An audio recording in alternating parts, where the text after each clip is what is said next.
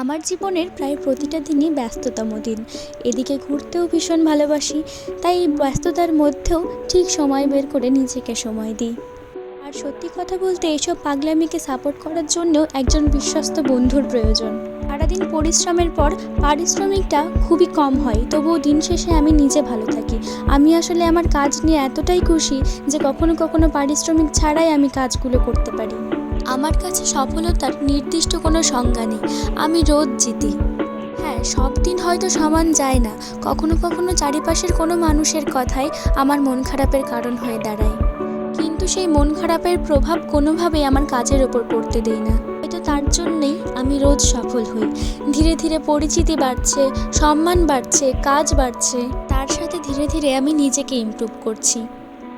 আর সবশেষে সম্পিতাদির একটা কথা, যদি তোমার কাজের প্রতি সৎ হও তাহলে প্রকৃতিও তোমার সাথ দেয়।